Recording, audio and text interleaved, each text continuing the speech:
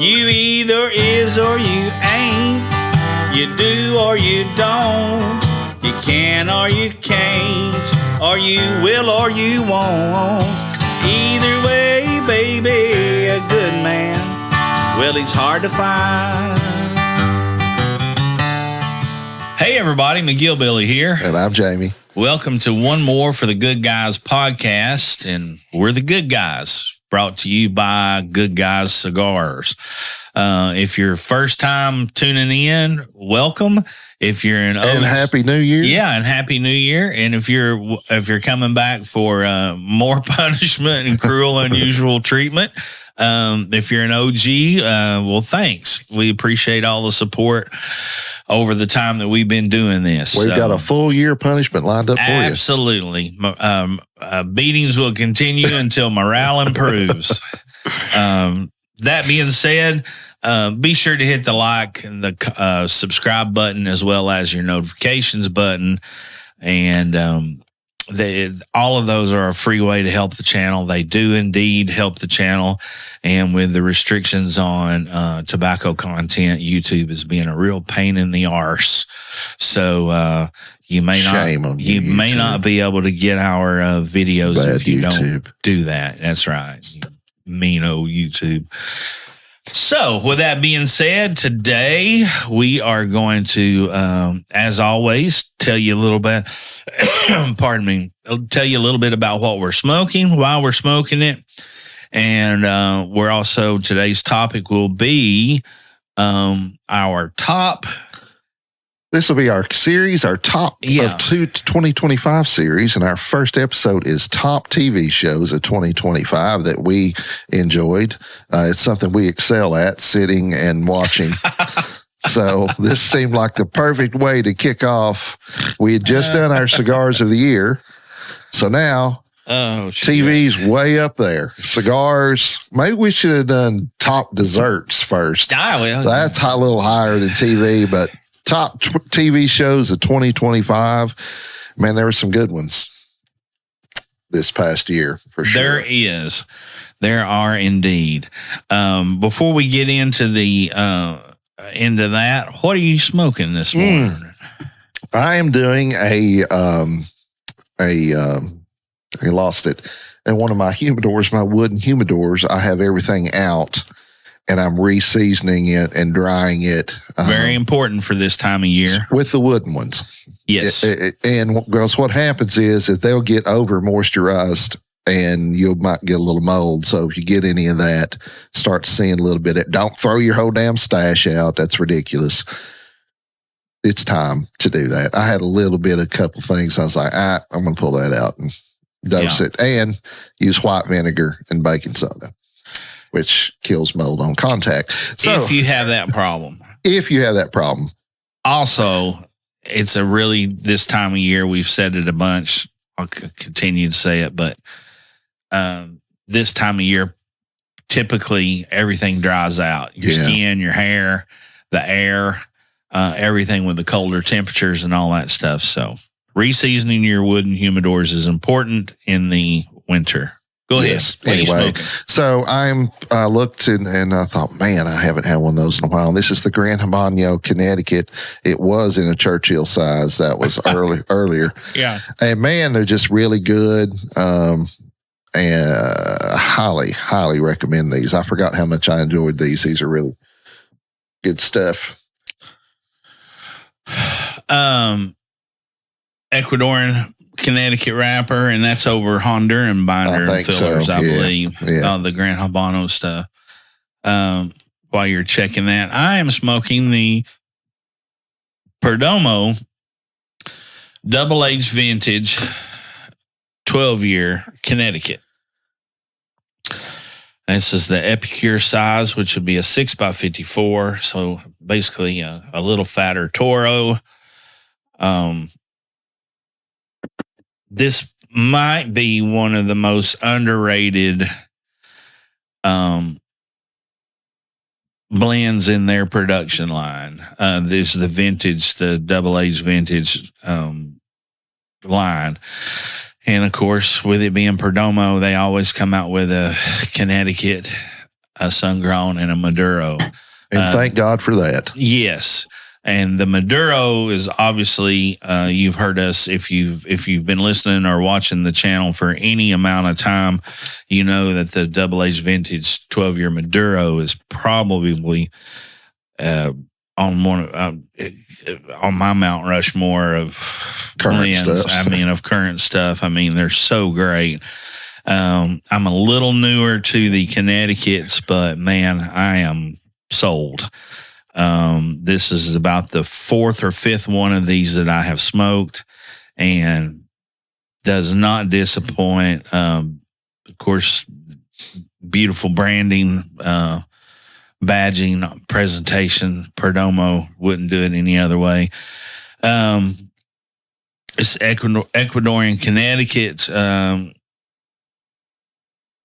That's actually grown in Nicaragua. So over Nicaraguan binder and fillers. Just where this goes, such an extensive aging process. Look at that combustion line on that. It's just almost non-existent. But you get some of the classic notes, if you will, from as you do in lots of Connecticut things, like a little cedar, the creaminess, all that stuff. But there is an inherent caramel type sweetness to this cigar that's different from a lot of the Connecticut's, or just about any other one that I've smoked, unless it's a really, really super aged, boutique brand kind of thing. And we'll be talking a little bit more about Perdomo and some of the things, but fabulous cigar. And back on the blend of this is actually the similar blend of that. This is Ecuadorian Connecticut over Nicaraguan binder and filler, assembled in the Honduran. In Honduras. Okay.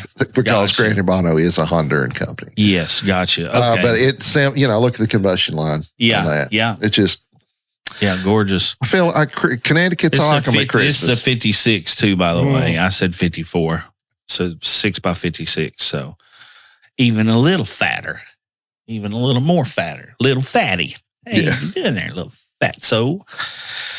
But yeah, I highly recommend either of these brands. So there you go. That's what we're smoking. So yeah, top TV shows of 2025. Now, my list, we didn't have any criteria. We just wanted to tell you some stuff. My list, I don't have anything on my list that came out in 2025 originally. One of them is close to 2025. It started at the end of 24 and carried into 25. So it's really funny. New show. Yeah. And I guess I guess there's a couple of mine on here that,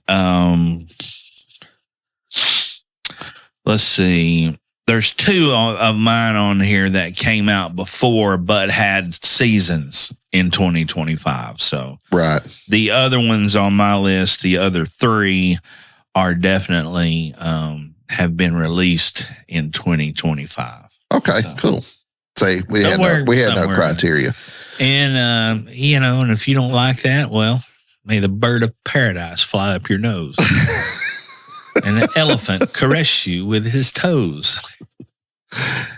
It's good. We've been working all year on that. I've been working. I got a whole notebook full of little Jimmy Dickens quotes. Yeah. All right. Because that's what the kids want to see. That's exactly. We're current. We try to stay current. That's right. All right. So what you start? What'd you come up with? Well, Jim. The first one that I had on my list, and I just finished watching this probably, I guess probably about a week ago. Now, of course, on on the streaming platforms, you've got, especially with like Netflix, let's just say, you've got the the top 10 today's top 10, you know, the trending now and all that stuff. So, I can't remember the actor's name, but the guy that's in this, I had seen him before. He was actually, he played Misha in The Americans. And there was a short-lived, HBO did a short-lived project with him, 2 seasons, I think it was, with him as the lead role of Perry Mason. He was in that as well. So I seen he was in that, and then the lady who plays on Homeland is they're the 2 stars, the male and Claire Danes. female. Claire Danes, yeah. Yeah. So they're the 2 stars in this, and it's called The Beast in Me. I haven't seen it yet, but I've seen fabulous. it. Yeah. Okay. Good. I thought so, you know. Well, they're strong. And really, Both that's all that matters. Yeah, really. It's your list. Those are 2 strong. Yeah. Because I don't know if you've ever seen Homeland, but man. Yeah. Well, this is so without giving anything away, the premise or the whatever the hell you want to call it, the basic thing about the deal is she is a writer who has gotten great success, made some life-changing money, or at least she thought was going to be life-changing money, moved to like kind of upstate New York, or maybe not completely upstate, but definitely out of the city, still takes place in New York State, and had bought an old farmhouse, if you will, and her and her partner and little boy, somewhere in all of this, the relationship goes awry. The little boy is killed in a car accident. So her life fell apart, basically. Her partner's left, the little boy's dead. She can't write shit and is really struggling with things, and very living kind of a very reclusive lifestyle, if you will. And then across the street moves in Perry Mason, the guy that played, you know. And he is I guess he's one of those guys that on a movie make-believe Forbes list, if you will, you know, that kind of thing. But he's under scrutiny because the whole world believes he killed his ex-wife. And he's moved into the neighborhood. Was she asking for it, though? I got that far. I can't tell you. You got to watch it, Jim. But at any rate, it's just really good. There's a lot of twists, a lot of turns. There's a lot of did he not? I hate him. Guy don't seem bad. Seems like he's misunderstood more than he is a murderer. So really good. I highly suggest it. Well, and it's an ongoing series. It's a episode. No, it finished up. It's a one stop shop.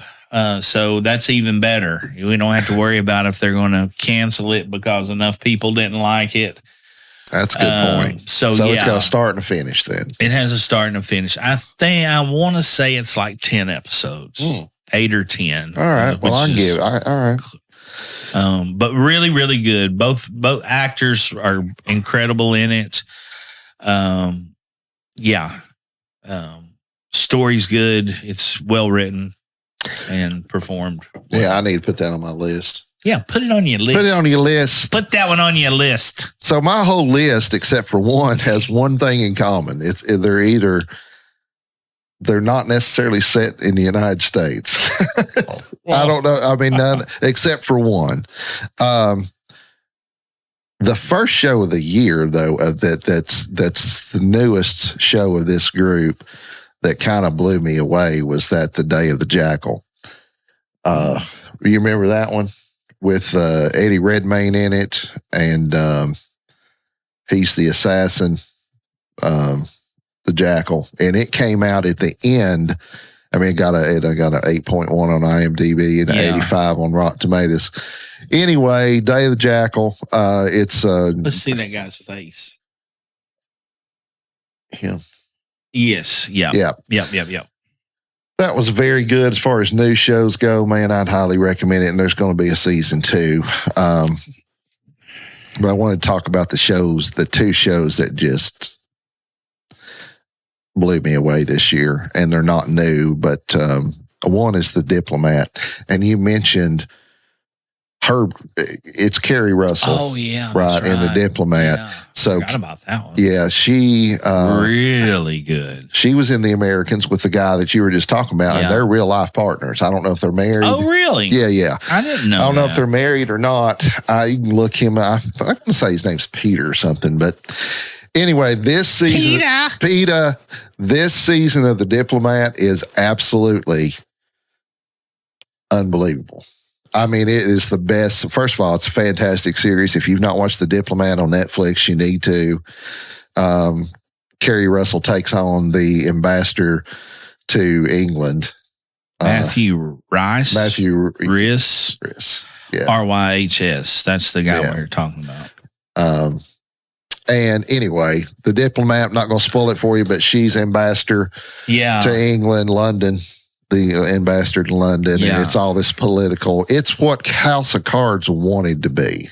Yeah. And there's I liked the fact that they didn't have to spend forever on a backstory. Right. To let you know how important this lady is, not just to what she does for a living, but to the United States and to world political negotiations. And it's phenomenal. It really is. I mean, from supporting actors to the casting is as good as it gets. I've never seen a show that I thought was casted better than this one. No, and I can't believe I didn't think.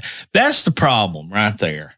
You forget stuff. Well, because we're fucking overwhelmed with good shit. Bombarded. Yeah. Movie industry's in trouble. I'll tell you that right now. I read an article this morning about it too. Well, we've said it a million times, so 1,000,001 won't hurt. But you know, back in the day when there was not as much, as many options, we only had 3 TV channels growing up. 2? I had 2. Hell, we didn't even have a TV. Movies were a special thing, and we'll save this for the movie episode. But there is so much media. I don't see how they make it all. Do you? No, I mean, honestly, as I was making my list, I totally put in Google top TV series of 2025 just to have a starting spot, because I was. And hadn't seen half of them, I bet, or heard of them. No, I hadn't seen half of them. I mean, you know, I certainly had seen less of them than they had listed on most of their lists. But what I'm getting at is we have talked about The Diplomat. We've talked about that 100 times for 2 years. Yeah. Right. And I just totally I was out catching butterflies. Yeah. Oh shit. Yeah, that's a great one. So, anyway. The Diplomat. If there's not some Emmys won for that show this year, then they got robbed. Oh man, it's really, really good. And it just has gotten better. It's the most recent season's the best. There wasn't a letdown in season 2 versus season 1. And it's just watch it. Yeah. Your turn. It's really, really good. Yeah, I can't believe I forgot that one. Okay. The next one for me was was Andor.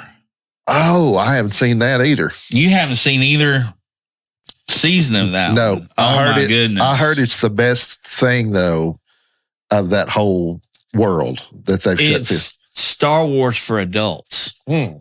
So there is.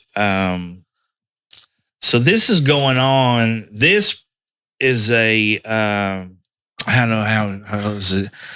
This is what leads to Rogue One, which I thought was an incredible Star Wars movie. Because it wasn't the same old. Told the same story 3 times over 3 trilogies. Yeah, kind of like yes. We get it. There's a chosen one and there's a bad guy who's going to fight the end. Got it. She. Well, and it did with it. It just dealt with adult issues versus your typical sci-fi.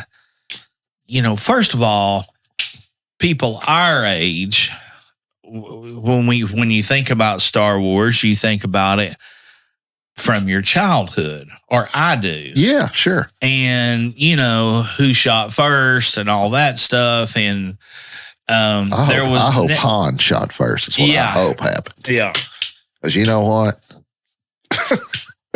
he knew he was about. He knew what was happening. But in Andor, it is filled with moral dilemmas. Oh, good. That is not just a good guy, bad guy thing, but they are life altering choices that the characters have to make. So, and not in long-term or long-term gratification choices, or these are instant. I have made this choice and I had to do it, and I got to deal with the consequences. And there's consequences, good and or bad, all the way through all of this series. And the casting in it is tremendous. And it had came out like, I want to say maybe it came out in like, I'd have to look it up just to make sure, but I think it might have came out in like 23, and it was such a hit with everything that I don't know if they had, I don't know why it took so long to get the second season, but we got the second season, and I was really worried that it wouldn't hold up. Right. But the story, the casting, the characters, the everything that you bought into with season 1 just develops even further into season 2. Good. So Disney didn't mess it up. That's good Disney to know. Didn't mess it up. It was a really good thing. And there's all kinds of Cold War, because you got to think, there's cloak and dagger stuff going on the whole time. Like The Diplomat. Yeah, and there's The Diplomat in space, basically. Yeah. But Andor, if you haven't seen it, there are 2 seasons out now.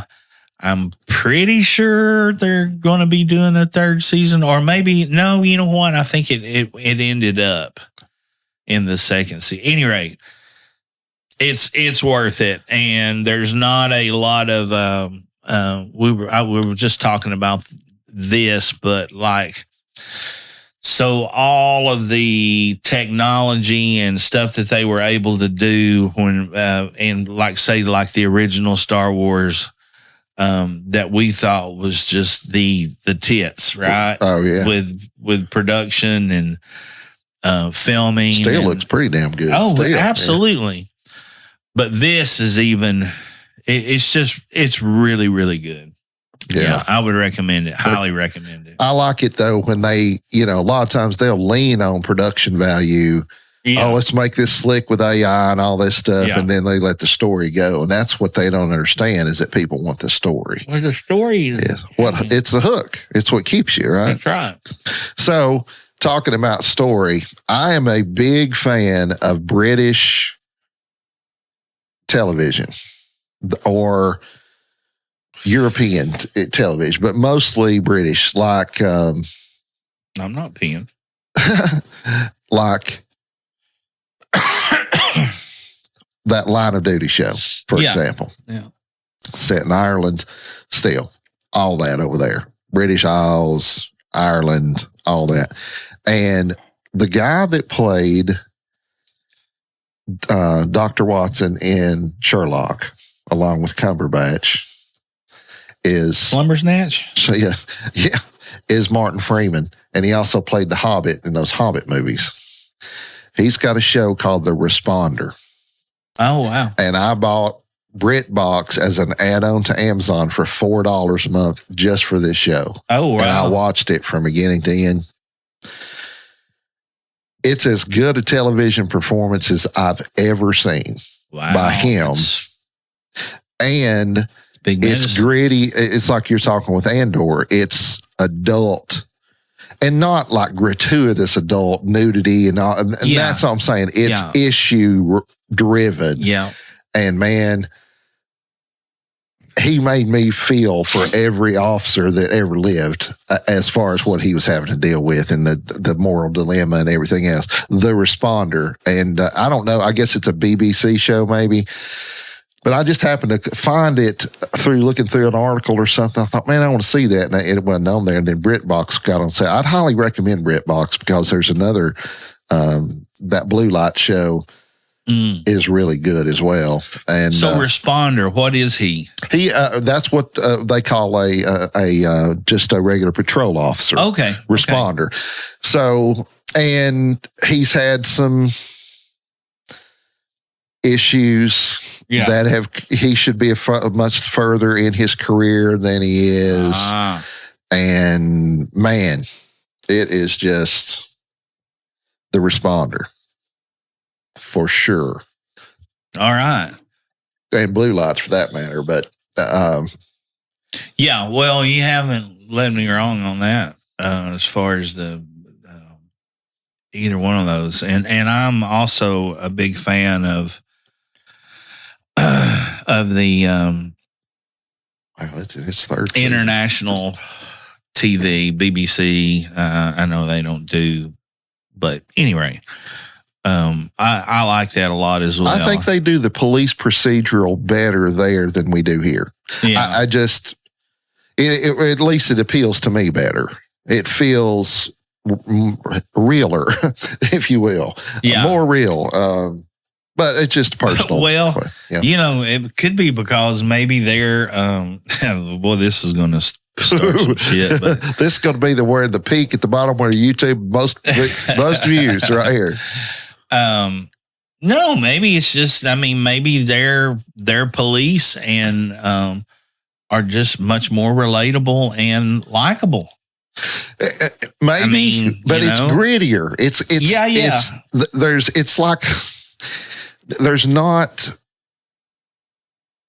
no downtime for there's no comedy relief bullshit. Yeah. It's like, okay, I can watch that show, The Rookie, which is an American show, but it's a different thing. No. And I think that the Americans do a really good job with that. That's in the land of make believe. But I'm just saying that their police force, they don't carry guns. Oh, they do. They actually walk the beat. Yeah. You know what I'm saying? They're approachable. Yeah. Yeah, any rate.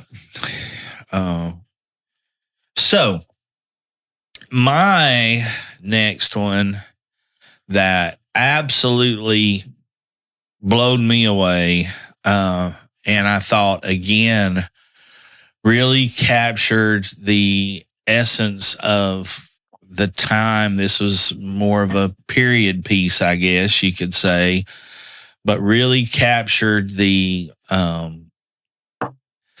consequences, good or bad, as well as I know what you're gonna say. I seen it this morning. Life decisions, life altering decisions. When someone said goodbye, after a visit, you didn't really know if you'd ever see them again because life was different. And everything in it was just, and it was an absolute, there was so much suspense. There was as much to be probably considered an action series, would you say? It had as much suspense built up in it as it did action. I mean, it just hit all the way around the board. It also tackles some, I should say, tell you what the fuck it is, right? American Primeval. And this is my version of The Diplomat, because I never even considered it, and I saw it this morning flipping through. Yeah. Yeah. So American Primeval is the show I'm talking about. But and all of that other stuff I said, that's it also actually was an interpretation, if you will, about real life events that happened in the shaping of religion, country, as well as what could have led to the first act of genocide. And it wasn't on German shores. I'll just leave it at that. But tremendous TV. And the time frame was set, what was... it would have been late 1800s. Yeah, I was trying to think historically when it's got... well, it might have been earlier than late. It was probably 18... I'm going to totally guess. I'm going to say 1860. Okay, I'm going to look it up. He's looking it up. Looking it up. But just all of that, what I said, you think life's hard now. Boy, you almost nailed it. 1857. There you go. The Utah War.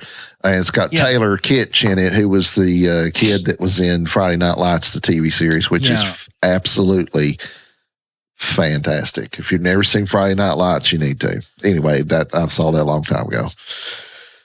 6 episodes, this is. Yeah. So, but there's as much of it that is... things are factual, but it still is an interpretation, if you will. Dramatization. Yeah. But man, I'm just telling you, there is not a decision that any character in that series makes that isn't life altering, either in life going on or life ending. Yeah. Every decision. Yeah. Now it ain't made for kids now. It's not that that's what we've been watching anyway, but it's pretty, those 2 of your shows have a beginning and an end. Mm-hmm. So you like that. You like it being, which is basically like a big long movie, which is. Well, I do like that a little bit better. Well, the only reason I would say I like it better now is because of the issues of whether or not these big production houses and or companies are going to pick up another season. So you're telling me I have invested my time to watch your show for 2 seasons and I just get left on the cliff. Right. I fucking hate that. Me too. Yeah. And, if you think about it, even in the traditional world of TV, there's been a beginning and an end. I'm just about it. Yeah. Yeah. Yeah, sure. And then there's some of those shows that have a good run. I'll tell you one of my all-time favorites that had a real good run, Longmire. Mm. And at the end of it, I wanted it to keep going. So when I find a show like that may, or, that I think, man, I wonder if this is based on a book or whatever. And the Longmire series was and is, and the books are fantastic. So I was able to continue that. But yeah, it's nice to have a beginning and end, and not everything is like Firefly, where you screw us and give us one season. Yeah, I mean, I don't want to. There's been several things that I thought was really, really good. I mean, I'll tell you one, for instance. HBO put a thing out originally, and Warrior. Oh, yeah. And it was, they had found all this. This was an adaptation or a thing that Bruce Lee had been writing before his death, a story. And his daughter had found it and worked on it and got it all. And it was a mob movie, a Western. Very unique in its premise. And Kung Fu all wrapped up into one. Very unique in it, yeah. And everything was great in it. The casting was great. The characters were easy to like or dislike. Everything was shot beautifully. The period correctness. And, you get 3 series of it, and it leaves you, 3 seasons of it, and it left you on this cliffhanger because ran out of money. Just like, are you fucking kidding me? This was so damn good. Yeah. So I guess maybe somebody else will pick it up and revive it. That happens sometimes. Netflix has been good for that. I'll say that. Yeah. Apparently they're getting ready to buy Warner Entertainment. Yeah, and there was something else I seen. Yeah. Anyway. And they basically have said that is the death sentence for the movie industry, because all the new movies, and Warner's got a big hand in that, are going to be coming out on Netflix 2.5 weeks after they come out the theater. I'll tell you we'll talk about it on the movie episode. Yeah, let's talk about it on the movie episode. All right, so next moving forward, to me, this is the show of the year for me. Okay. All right. And it's not like any of the rest of them, but I just think that it's got my love for the main actor. Plus, it's inviting us into a world that we've really not been in much. Oh. And that's Landman. I think Landman is the best show on television. It's on my list as well, by the way. So I think double down on and for me, most people are not going to say it's the best, because you've got to kind of, first of all, you need to love Billy Bob Thornton, who's fantastic in it. And of course, now you've got Sam Elliott in it, and the casting in it. At first, I was like, man, Demi Moore, John Hamm. Oh, and I tell you what, Allie Larder steals the damn show sometimes. Yeah. The daughter is there for eye candy. Her character, but although she's starting to come along. Yeah, I think that this. Yeah, go ahead. And they're we're in the second season. We're in the second season. It's currently going right now. Yeah. The new episode comes out. Came out last night, actually. So anyway, it's about a guy that works for a oil company, and he goes out. He's the one that finds the places where they're going to drill. Independent oil company. Owned by John Hamm. Not like Exxon or not big corporate. Right. Owned by John Hamm, who's married to Demi Moore in the show. And man, just the weave that they're doing. And it's you don't really have enemies in the show. You kind of like everybody. Yeah. You kind of like everybody in the show, even if they're supposed to be the bad guy, right? So far, anyway. But in Landman, I don't know that it'll win it much, because I think they've got a hard on against Billy Bob in Hollywood, but because there's some other things he should have won some things for us, particularly Sling Blade. I know he won screenplay, but he should have won Best Actor too. I seen an interview with him, a sit down I shouldn't say, I don't know if this was the whole interview or not, but it was certainly a 15 minutes of an interview with Billy Bob and Kathy Bates. Oh, man. Who evidently go way back. Really? I didn't know that. Well, if you think about it, and I didn't know that either, but if you think about it, you know, her start in movies and all that stuff, she was a little older even when she got her start, but was right about that same time as Billy Bob. Yeah. I remember her and Ms. They're both Southern. Yeah. And she, yeah. You know, so when like Billy Bob, and I'll say this.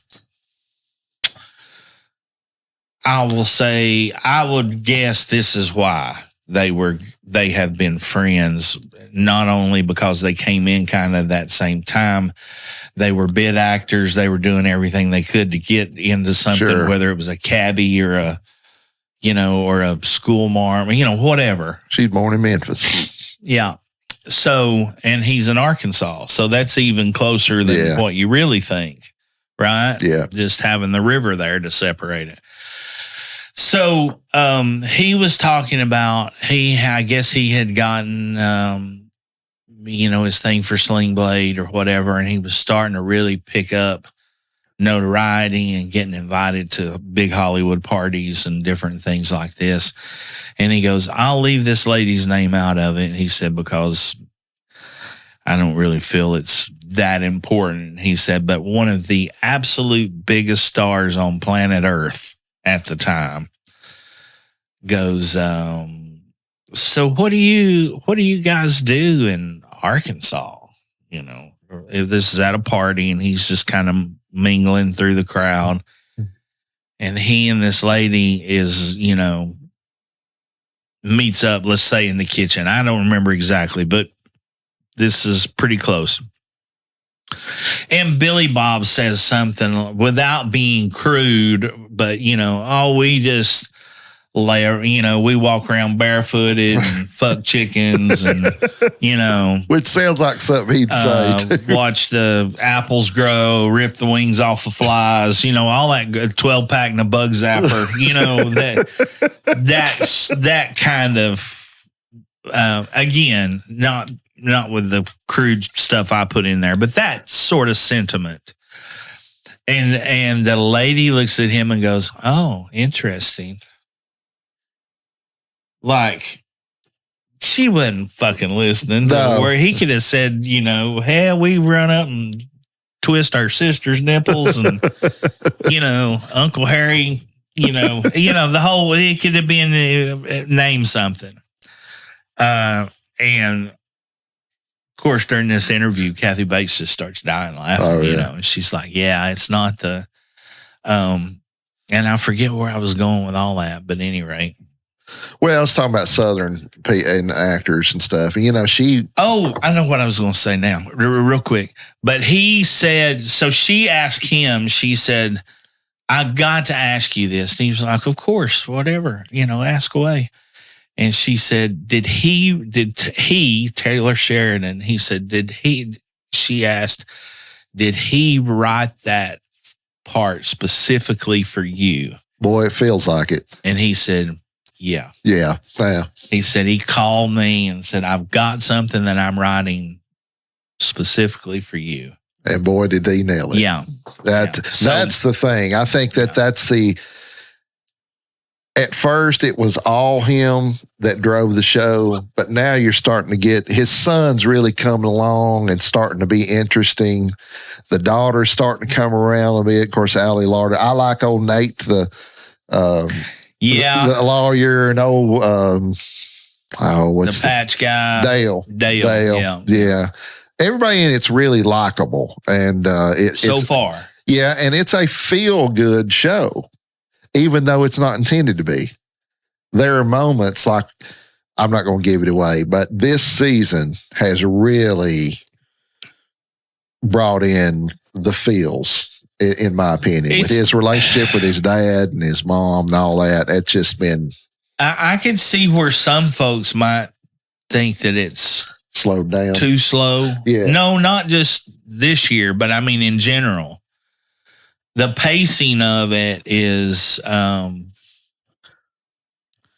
could just see where nothing happens. Let's move along a little bit. Yeah. I could get that if somebody said, yeah, I really liked it, but damn, it's kind of slow burn. Yeah. You know, but coming into the second season, what is there? 5 episodes now, 4 episodes, whatever it is, 6, whatever. Well, just like you said with the daughter, she's eye candy. Well, I think she's getting ready. Like she's going to be important. I feel like that. You know what I'm saying? Like, so things are, I think, really developing into another lane, and then maybe they're going to switch lanes again and come back to. I'll just say this: like when Andy Garcia's character was first introduced, wasn't introduced in a good light. That's correct. And now he's almost written it as in, he's the savior. He's the savior. Yeah. So there's something. There's a lot of development. There's a lot of development to it in such a short amount of, in a season and a half, basically. Yeah.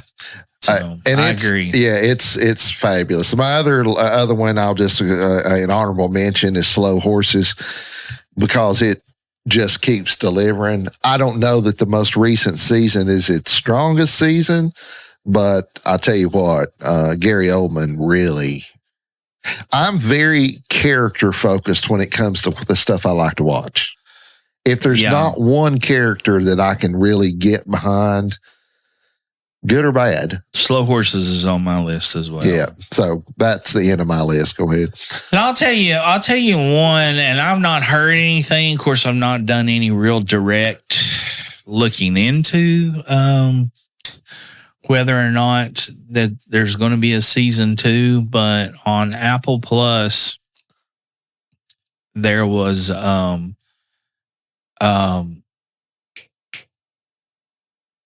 going to get there. There's a lot of really good shows on Apple Plus. First of all, surprisingly good. Yeah. What the hell were we talking about? Mobland. Oh yeah, I haven't got to see that yet. Has Helen Mirren in it, Pierce Brosnan, Tom Hardy. Yeah. He's always a lunatic and everything. And in this one, definitely a lunatic, but he's like so calm and proper. Like even at his angriest, he never raises his voice, which makes you think he's a fucking really psychopath. So that one's really good.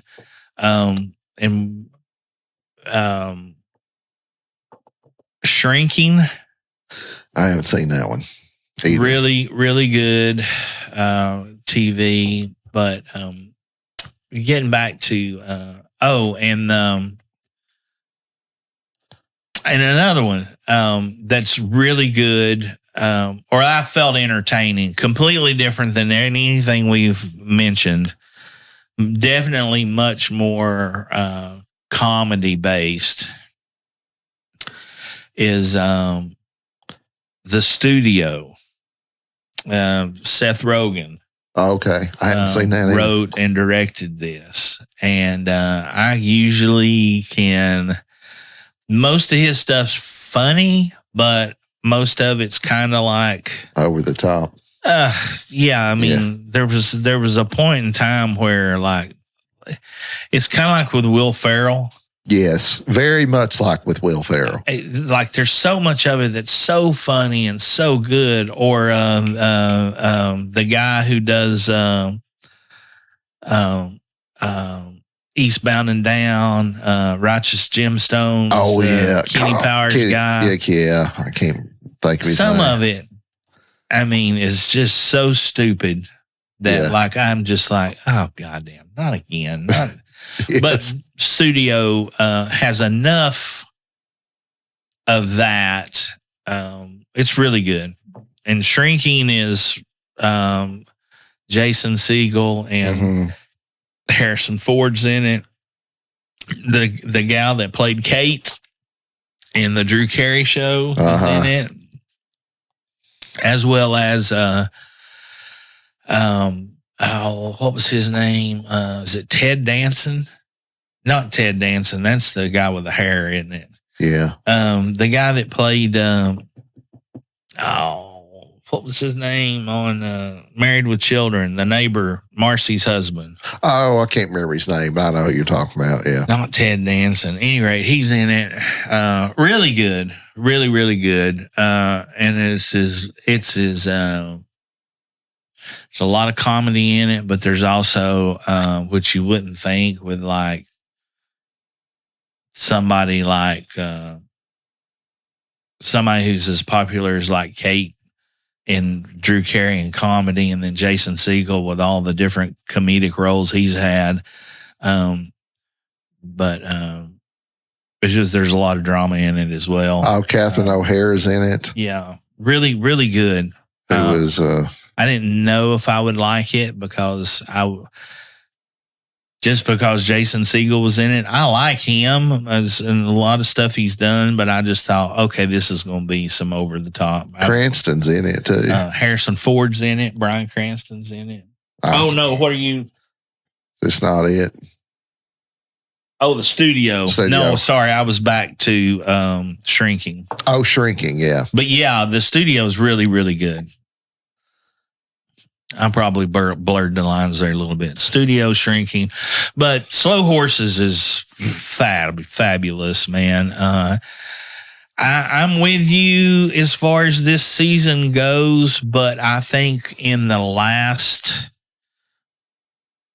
2 to 3 episodes, it became one of my favorite seasons. Yeah. There was so much that was tied up at the end. Yeah, that was tied up, and there was so much resolve. Yeah, of true. Characters for me that I was like, oh, okay, now I see. If I was going to rank the ones that I picked, that if you've not seen any of them that you need to go out and watch immediately, I would start with, and mostly because there's enough of it to where you can just kind of watch a lot of it. But Slow Horses, I'd start with that. There's 5 or 6 seasons. There's going to be another one, so it's not discontinued. Or I would watch The Diplomat. Yeah. From start to finish. The Responder's fantastic, but boy, don't be in it. It's not one to watch when you're depressed. And Landman and Slow Horses are dramas, but they're also got a lot of comedy in them too. Dark comedy, right? And seeing Gary Oldman play that kind of role is funny. Oh, he's disgusting. He's just a disgusting individual. Nasty, filthy, probably... reminds you of Booger on Revenge of the Nerds. Yeah. I would say on my list, if you were going to watch something, just because I'm going to say something different than what you did, I would say if you want to start out with something, you could start out with American Primeval, The Beast in Me, or Andor.